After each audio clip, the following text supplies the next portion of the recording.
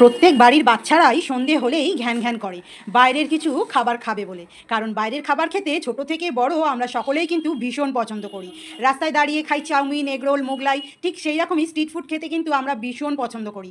আর আজকে বাড়িতে বানিয়ে নিলাম কাটি পাস্তা। আর এই পাস্তাটা বানাতে সময় যেমন অল্প লাগে, সেরকম দারুণ টেস্টি হয়। বাচ্চা থেকে বড় কিন্তু সবাই খুব পছন্দ করে খাবে এই পাস্তাটা, দারুণ স্বাদের হয়। প্রথমেই আমি কড়াই 1 লিটার জল দিয়ে সামান্য একটু নুন আর সাদা তেল 1 চামচের মতো দিয়ে আমি 500 গ্রাম পাস্তাকে সেদ্ধ করে নেব, ভালো করে বয়েল করে নেব, একদম 80% কুক হওয়া পর্যন্ত বয়েল করে নেব।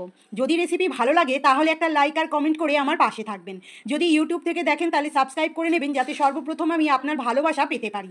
আর যদি ফেসবুক থেকে দেখেন তাহলে ফলো করে নেবেন, যাতে আমি সর্বপ্রথম আপনার কাছে পৌঁছাতে পারি। এই যে দেখুন 80% কুকড হয়ে গেছে। এরপর আমি এটাকে জল ঝারিয়ে রেখে দেবো। কড়াই দিয়েছি সাদা তেল, ভীষণ ভালো করে গরম করে নিয়েছি। আর দিচ্ছি ফোড়নে জিরে, গোটা জিরে। আমি এরকম মোটা মোটা করে পেঁয়াজ কেটে নিয়েছি, ভাজতেও বেশিক্ষণ সময় লাগবে না। তবে আজকের পুরো রেসিপিটাই হবে সাদা তেলে। সাদা তেলে কিন্তু পাস্তা বা চাউমিন খেতে দারুণ স্বাদ হয়। তাই সাদা তেলের মধ্যে পেঁয়াজ জিরেটাকে হালকা করে একটু নাড়াচাড়া করে নরম করে ভেজে নিলাম। এরপর দিচ্ছি ক্যাপসিকাম কুচি, দিচ্ছি টমেটো কুচি, দিচ্ছি আমি চিড়ে রাখা কাঁচা লঙ্কা। ঝালটা নিজেদের স্বাদ অনুসারে 5 মিনিট নাড়াচাড়া করার পর দিয়ে দেবো স্বাদ অনুসারে নুন, দিয়ে দেবো ব্ল্যাক পেপার, গোলমরিচের গুঁড়ো। ঝালটা নিজেদের স্বাদ অনুসারে, যতটা ঝাল খাবেন ঠিক ততটাই ঝাল দেবেন। এরপর দিয়ে দেবো অরিগ্যানো, দেবো আমি একটু চিলি ফ্লেক্স, আর দিচ্ছি টমেটো সস, দেবো আমি সোয়া সস। এই সমস্ত কিছুকে দিয়ে আমি এর ওপর থেকে দিয়ে দেবো ম্যাগি মশলা। ম্যাগি মশলা যদি ভালো না লাগে তাহলে স্কিপ করে যেতে পারেন, এখানে ভাজা মশলাও বেশ ভালো লাগবে। আমি ম্যাগি মশলাটা দিয়ে বেশ 5 থেকে 7 মিনিট একটু নাড়াচাড়া করে নিলাম সমস্ত সবজির সঙ্গে।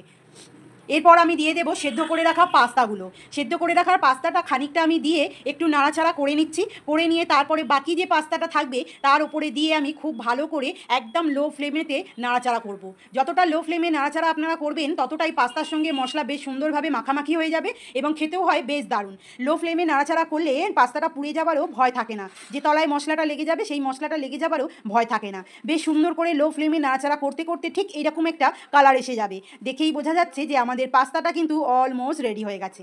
আর 2 থেকে 3 মিনিট নাড়াচাড়া করলেই আমাদের পাস্তা কিন্তু একদম রেডি হয়ে যাবে। তা কেমন লাগলো এই রেসিপি জানাতে কিন্তু ভুলবেন না। ভালো লাগলে একটা লাইক আর কমেন্ট করে আমার পাশে থাকবেন। নতুন নতুন রেসিপি পেতে এসো কিন্তু দুষ্টুর রান্নাঘরে। তো বেশ ভালো করে নাড়াচাড়া করে নিয়েছি আমি পাস্তাটা। পাস্তা আমাদের রেডি হয়ে গেছে। এরপর করে নেব সার্ভ। দেখুন তৈরি হয়ে গেছে আমাদের কাটি পাস্তা। বাচ্চাদের তো মন জয় করবেই করবে, বড়োদেরও কিন্তু ভীষণভাবে মন জয় করবে। সময়ও লাগবে খুব অল্প এবং খুব টেস্টি হয় এই পাস্তাটা। আবারও দেখা হবে নতুন একটা রেসিপির সঙ্গে। টাটা।